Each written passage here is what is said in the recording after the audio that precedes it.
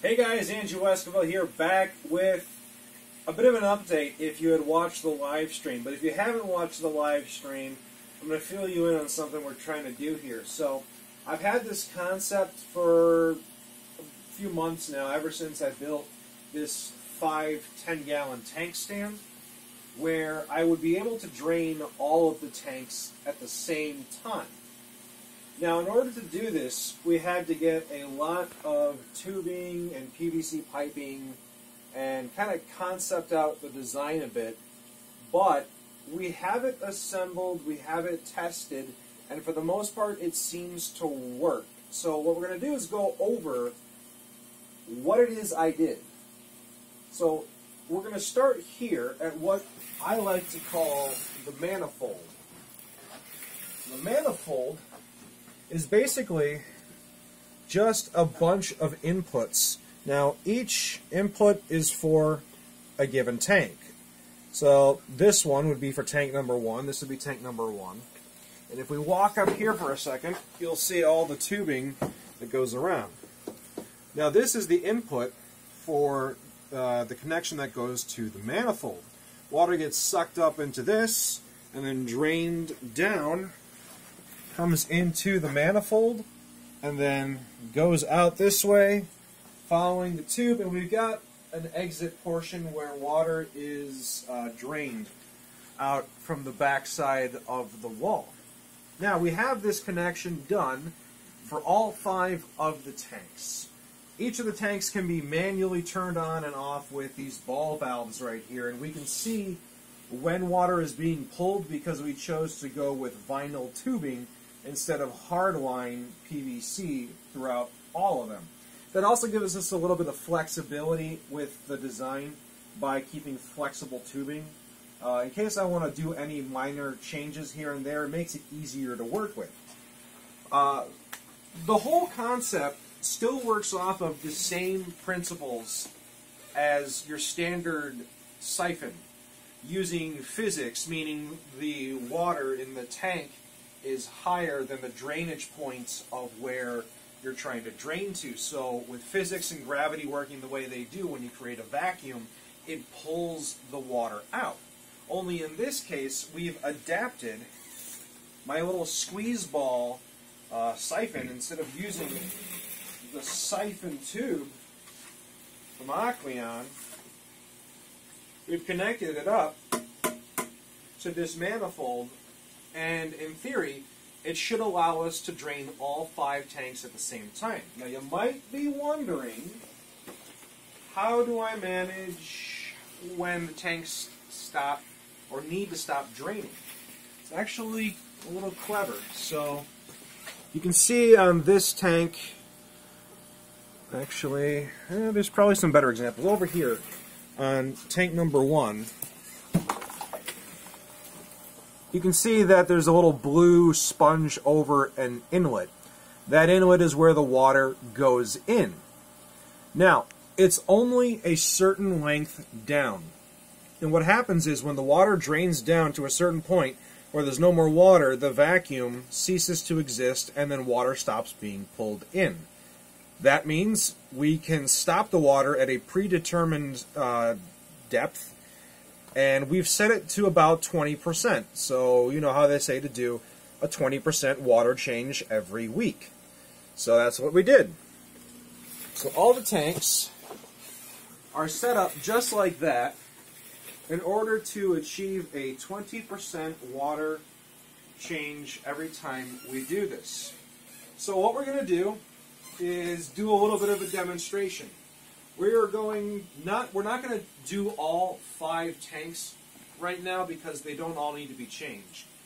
I do have a weekly routine, but for the sake of the demonstration, we're going to take tanks number 1 and 5 and drain them both simultaneously. And you'll notice it's not a perfect system yet, but it's getting close, and if nothing, it makes the whole job a lot easier because we only have to worry about one of these. So I can kind of build up a little bit of a vacuum by doing this right here. But all I really need to do is undo the ball valve for tanks 1, and 5 and start squeezing the ball. And we need to purge the air from the system.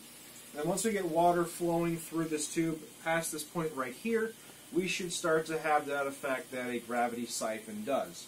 So let's undo tanks 1. Oh, and one last thing. There is a master ball valve that will shut it off for all 5 tanks. Forgot for a second. We need to undo the master ball valve. And now we should have the ability to remove water. And it takes a few pumps to get it going because we got to purge the system of any air. But we should, in theory, be pulling water. And I'm not sure if you can see it from every point, but from down here, you can definitely see water flowing through right here. And we can see a little bit of water flowing through right here. It's not as obvious because the air bubbles are not as packed up.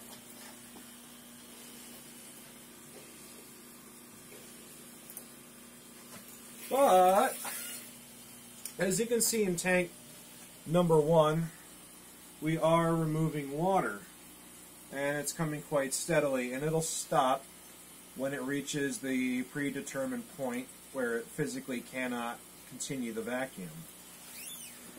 And you can feel with the ball valve water rushing through it. So even if you couldn't visually verify, you can physically verify just by holding the ball valve like you would normally. So we are almost at the drainage point for tank number 1. Now you might notice tank number 5 is not draining as well as it should. You could equalize the pressure much like you do with a gang valve when you're trying to split air from one source in an air pump. If we wanted to do that, we would just partially close one of the valves, and that would help suction come from one of the other tanks. But we can just keep letting it go through, because we want to show what happens when it reaches, because it is about to reach the point where it cannot create a vacuum anymore in this tank.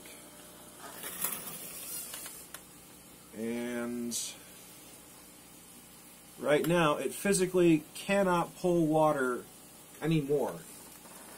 Now, because of that, it breaks the vacuum for the entire system, which might leave you thinking, well, then you're not really draining them all at once.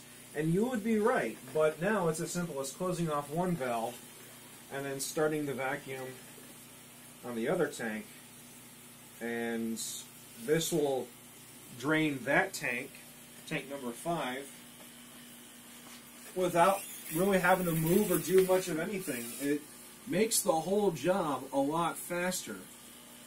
Now, here's the thing. The reason why it doesn't pull from all the tanks equally at the same time has to do with certain things like the length of the tubes away from the manifold, the pressure in each of the tubes from each of the tanks, and the vacuum potential on each of the tanks. It's important to have that vacuum, otherwise it doesn't work. And if you have a vacuum on one tank, but the vacuum is not strong enough for the other tank to pull, then it's not going to pull. So what we're going to do is in the future get an inline pump right here, which will replace this little plastic ball. And what it's going to do is it will be an electric pump that will continuously force a vacuum. And that vacuum will then allow for a much stronger pull than what I can do just by squeezing out air here. It's going to force a vacuum throughout all 5 sections of the manifold at once. Now, if you look back at tank 5, you'll see tank 5 is just about drained as well. And just like tank 1, it'll stop once it reaches the point where it can no longer continue the vacuum, aka when air starts to flow in through the tube instead of water. Now, the power of the vacuum is a bit stronger when I have all 5 tanks coming out at once, because we have more gravity, meaning more pressure coming in through the system with 5 tanks. But more or less, that is the 5-tank manifold system right now, just working off of using typical physics. So, that's pretty much it. Thanks for watching. Hope this was helpful for anyone who might be trying to think of doing the same thing. It does work. It just needs a little tweaking.